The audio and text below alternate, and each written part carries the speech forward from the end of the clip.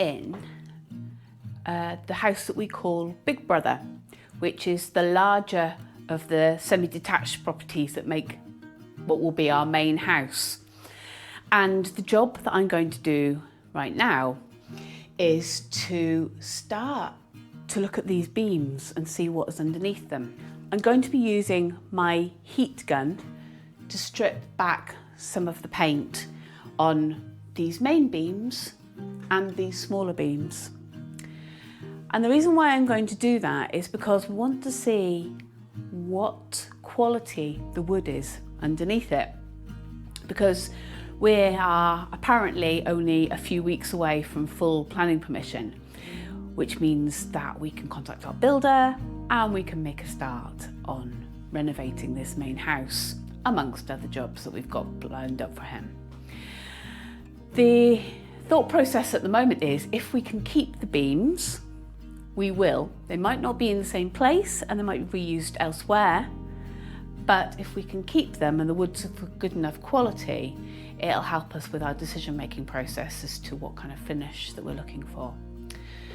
At the moment, this one goes right the way through to the next room, and it's not a bad height, but it's been, I don't know how many layers of paint. We'll have to have a look once we make a start. I'm going to hazard a guess at 2, maybe 3 layers of paint.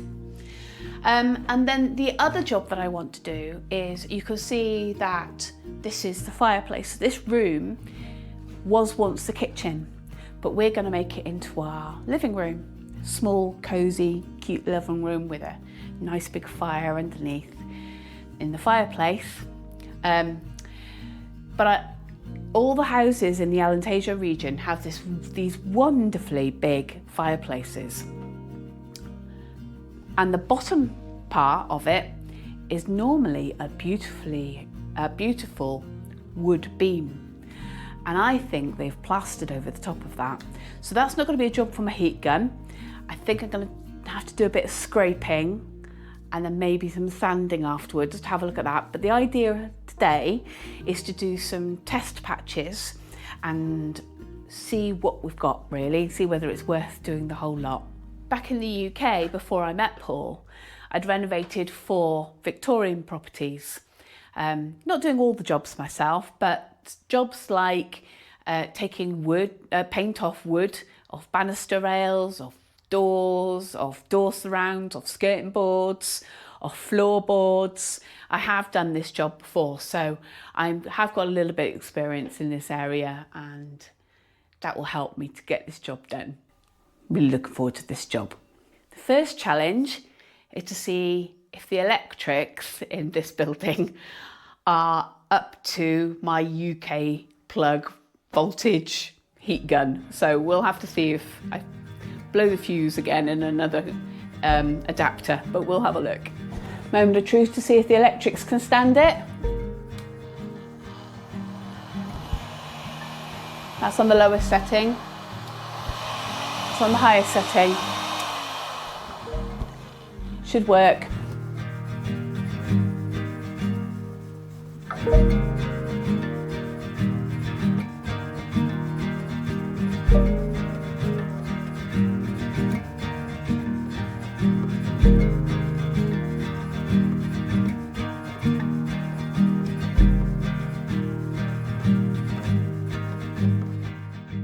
Steaming up already in my glasses. Not bad. Only seems to be 2 layers of paint on there. Lovely mint green effect. That could be just an old undercoat. But not 6 or 7 layers, which is really good.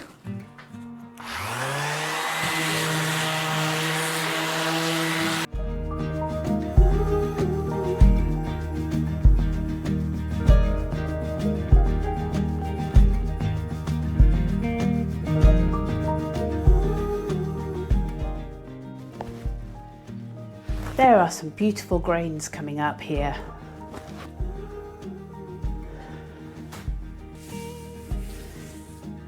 It hasn't taken too long to take it back either, so I don't think it would be too big a job to take this one back to the original.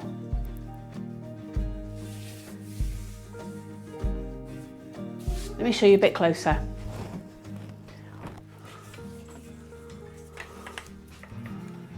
Some lovely marks there. Once that was waxed up or varnished up, it would look pretty great. There's been some insects here, but nothing too dreadful yet. We'll see what Paul says when he sees it.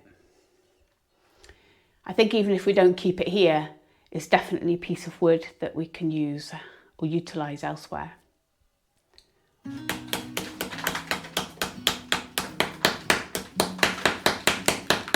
Hello, I've decided to try to work out how high the wood goes on this. I'm really pleased so far that it seems to be just a thin layer of, I don't know, polyfiller? I don't know what it is. It might be paint, it might be something else, but it's only a thin layer anyway. I reckon it goes up to about here, but we'll have a look and see where it goes.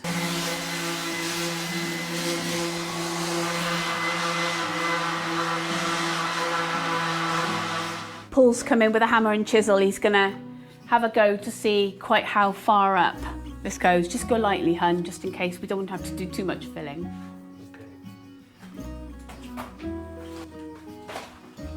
I still have wood. Shall I do the big reveal? Yeah, big reveal.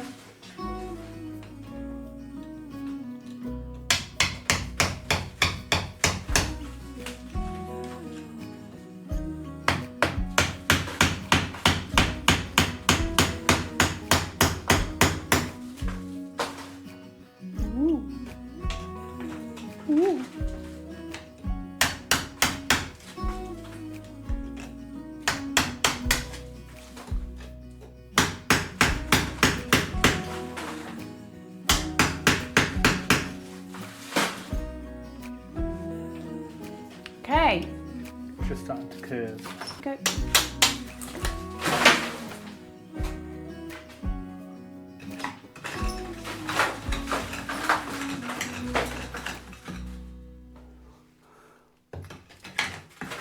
Well, there's our answer. The answer is yes and no. There is more wood. There is more wood, and it just curves round. It's not quite as big a piece of wood as the one above your head, which you sanded back, which you did first of all. But I'd say it looks in excellent condition. Yeah? Yeah, I mean, it's just going to need a bit of finishing where the join is. Yeah, I think we probably finish it higher up so we get more of the wood exposed. So we keep our little Alentejana shelf. Yeah. And then just finish it further up here, so it's not quite as deep, so you get more of the wood revealed. Yeah. Fab. Yeah. Now I've moved into the back room where it's going to be our dining room. This beam is very low, and we've definitely toyed with the idea of it coming out if it's no longer structural. But looking at the one after it, it's a lot higher. I've got a bit more headroom here, and it's just kind of been chamfered out to make it a bit higher. So I wonder whether that could be a possibility too. But let's have a look at this one and see what state this one's in.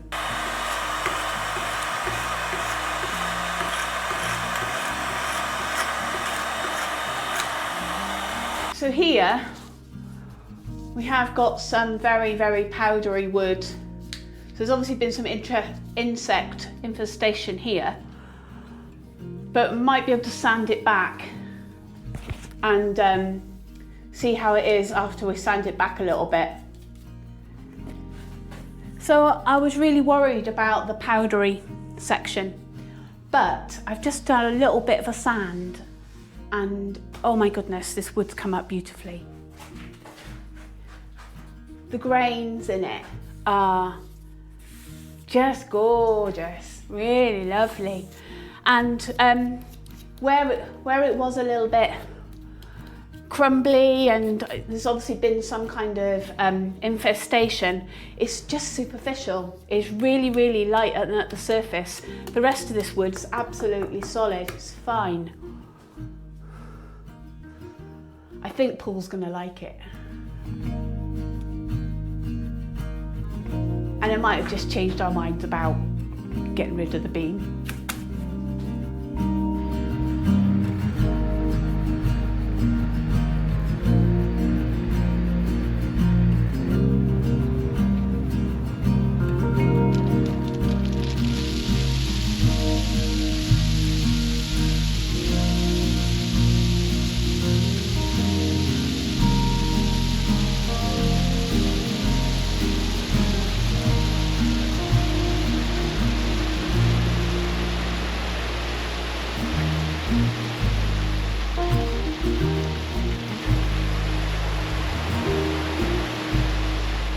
Just had our pipes delivered for the French drain, which is fantastic.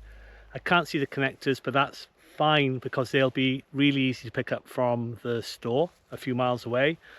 And the whole lorry has just dropped off another 12 cubic meters of stone, and it started to look like we've got quite a bit. And then he goes and tells me there's another approximate 12 cubic meters to come on the lorry again. So he's gone back to pick them up in the hope of bringing them back today. Now, for quite a while with this French drain job, I've been worrying that we might not have enough stone and I might need to go and find some on the land to repurpose, to go into the ditches. I don't think I've got that problem anymore. I think we've got plenty. I'm now wondering what other projects we can use the stone on, should we have loads left behind. But with this here, we can go and pop up and pick up the connectors in the next day or two. And when we're ready, we can make a start.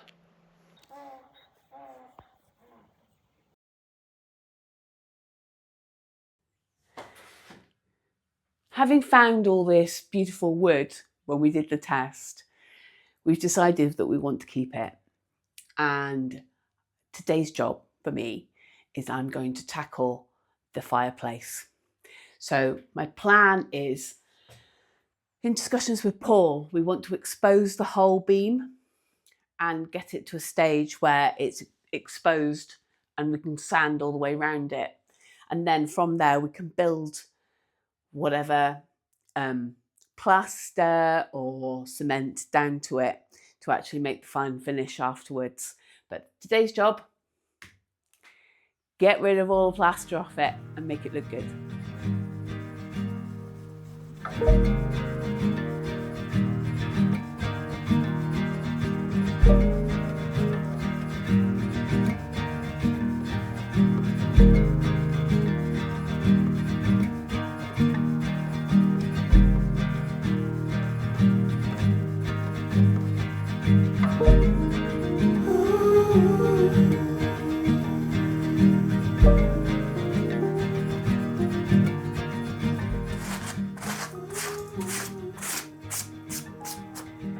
Now here seems to be a brick underneath, and I'm a bit loath to go too far underneath in case the brick's not going to be supported and I end up having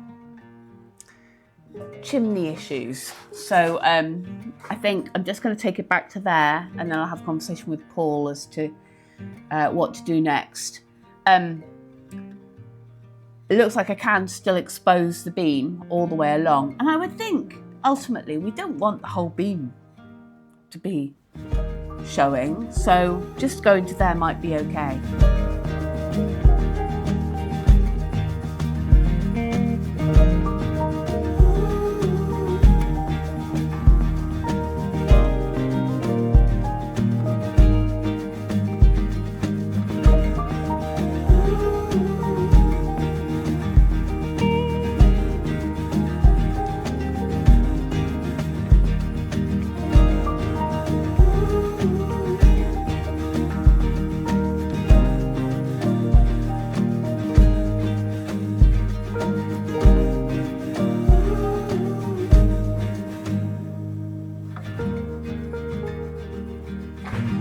Wow, not brick at all.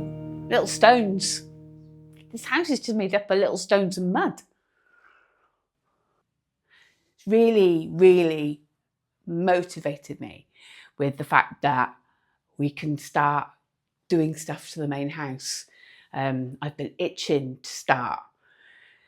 And the fact that the planning permission is so close to getting finished, and we'll be able to call our builder, it means that we can get started on some of these jobs that we need to do before the build comes, which exposing the beams. So, and it's a good indoor job to do when it's raining, when the rains start. I think it will only be interrupted by having to do the olive harvest. But yeah, I'm going to really enjoy doing this.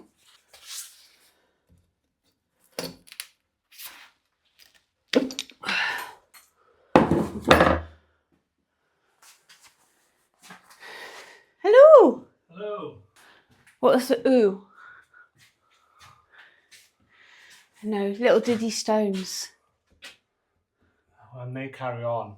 So that's why I'm not going to expose too far underneath here, because I was a little bit worried. You know, you said you wanted it completely clear. No, I think the plaster coming down to about here would be fine. Yeah. Yeah. Other question. Do you want the inside done? Ask me again? Inside. No. Only where we could visually see it sat on the sofa. Okay, so completely underneath, but... In answer to your question, should we do the underneath and the back? The only reason at this stage I could see for us doing that is because it allows us to get at the bare wood, and then we can treat it for infestation prevention. So that would be a good reason for exposing it. Genuinely now, I mean this, the other reason might be is that we offset the wood burning stove, so it's not right in the centre, it could be to one side or the other, and there is space to have a seat under here. Am I being slightly mad? Alan Tejo style. Well, that's how we've already shown on our videos images of people where there's the fire in the centre of the hearth and then seats either side. So in the winter, people would cook and stay warm in this space. It's high enough and deep enough to do it. But it might mess with my chakras. It might, if it's not in the centre. It might mess with your tractors, that's right. Okay. Look at the state of me with my little party hat. Right, now time to get some sanding done. I'm going to take my mic off so you don't all get deafened.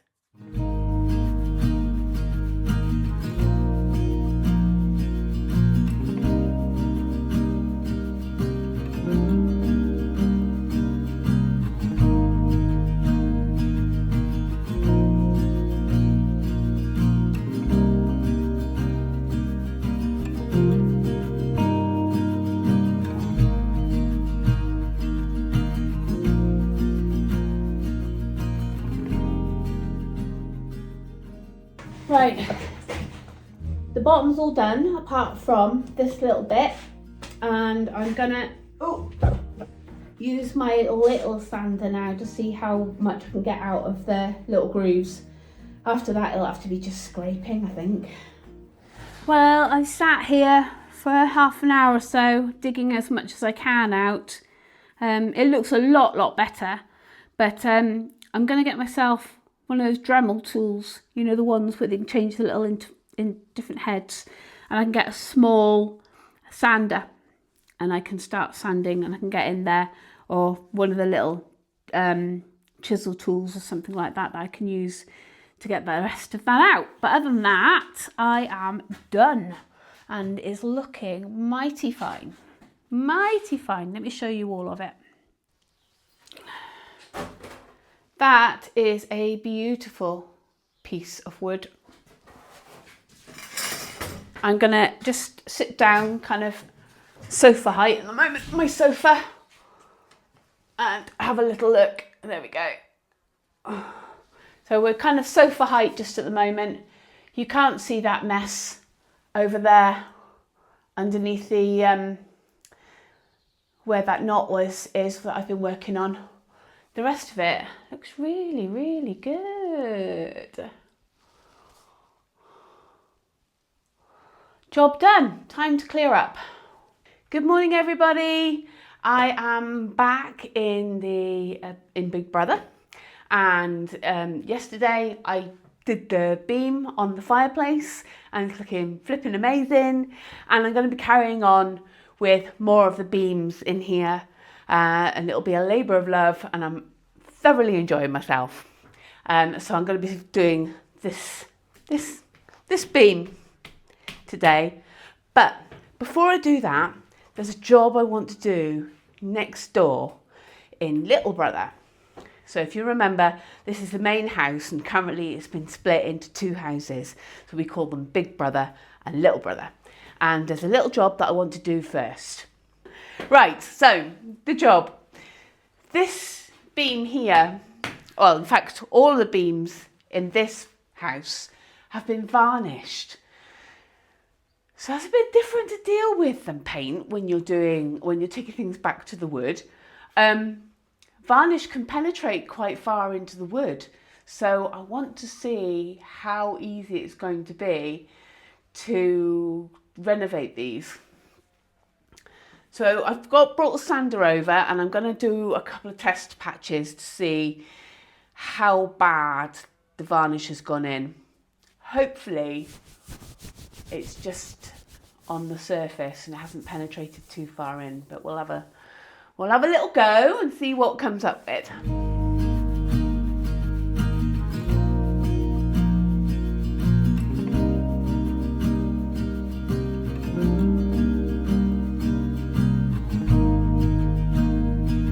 That's not too bad.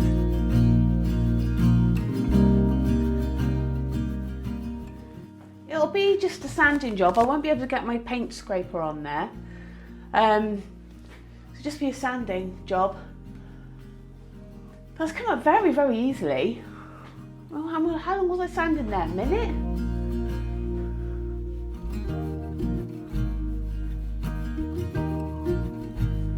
Yay! More beautiful wood. So I'm back now in Big Brother, and before I move on to doing any more sanding of any more new beams, what I need to do is treat this wood. We live in a hot country, and wood infestation from any kind of insects is just happens. It just happens here. So what I'm going to do is, as I go along, as I do each beam and expose it, I'm going to treat it and put an insecticide on it to try to prevent any further infestations. I think it's a job that probably needs to be done every couple of years. In Portugal, we left the door open on Airbnb, and carpenter bees managed to get in and started boring into some of the beams there. And also, I think there's some kind of other kind of bug inside them, because Paul can hear some kind of sound. I can't hear it because I'm deaf, but he can hear it in the beams already. And friends said they quite regularly hear of termite infestations and things like that. So we want to try to stop that. So having exposed the beam now, I need to treat it. So I'm going to give it a quick once over with the stuff that has got a guarantee of 8 years. We'll see. And yeah, give that a paint, and then we'll crack on with the next job.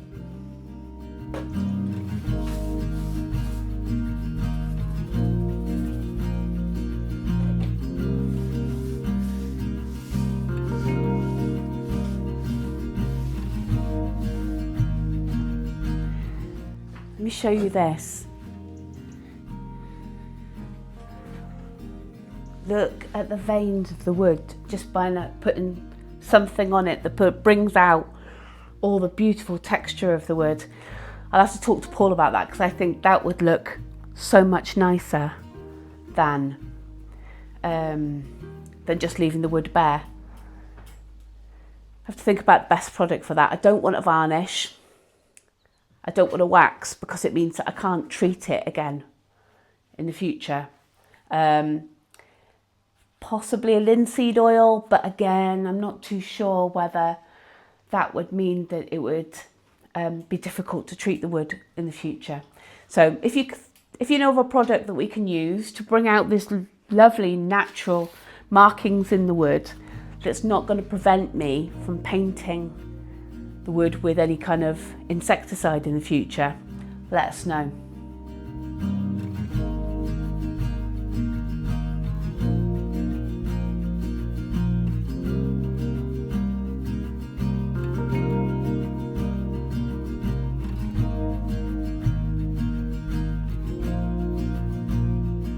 Okay, so I'm not too sure if the camera's going to pick this up or not, but no, I said that there was infestation here. Well, there's definitely been some here too, and I've got a bit of a ridge here. Can you see? A bit of a ridge there. And I'm having to sand back all of this layer in order to get to the good wood. So I think that's going to take me a little bit of time. Yeah, it goes all the way along. I don't know if it's just this section that's been infected, but I suppose so long as the wood underneath it, it doesn't sound hollow. It's not, I can't see any signs of any of the bigger wood boring beetles. So I think there's just been some kind of termite infestation at some stage. So just lots of sanding, and there's going to be lots of sawdust, and we'll have to even it out. I suppose it adds character to the beam, doesn't it? I've called Paul up because the more I sand this wood, the more I see that there is damage to the outside of the wood. And I wanted to ask Paul whether he felt it was superficial and I should keep going because it's going to use a lot of sanding pads, or whether we give up and we use something different instead. So I'm going to show you now. Paul's just been chiseling away here, and it seems like the first 4 or 5 mil is really damaged. Do you want to just hack a bit, babe, just to show everyone?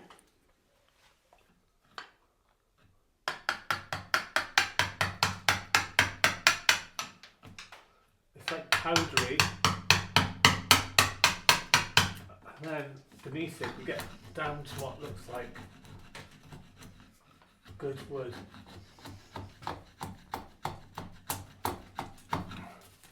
Beneath there. So we're making the assumption that there's been an infestation of termites or Something. wood-boring beetle. There's definitely been carpenter bees in here in the past because they went into next door this spring. Beneath that, it looks good. And I don't think it can be anything else. I don't think it could be any other form of decay in the wood. So we need to make a decision of, do we just take off the paint and then treat the wood as is? Or do we go beyond where the powdery wood is and then treat, to put a preventative treatment on the really good hardwood that's beneath the paint and the powder? Whichever decision we make, it's going to be a long job. It's going to be a longer job than we thought, always. I thought it'd just be taking a bit of paint off, love, and a bit of sanding, but no, it's a lot deeper than that. It is. I mean, we could leave it as it is, but I don't know. One good machine, one good tool could get beneath that really quick.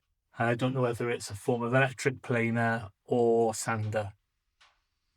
My hunch is that it would be a planer. Yeah. Well, we don't own a planer, so maybe that's one to buy. Something to put on the shopping list. Yeah. Okay, thanks for coming up for the design decision. Right, that's me done for the day. I have only managed to do the one side. It took me all morning to get the cables off. And then I had quite a bit of trouble with all the where the wood had been damaged by and infestation. But I'm really pleased with how it's turned out so far. Let me show you. Look.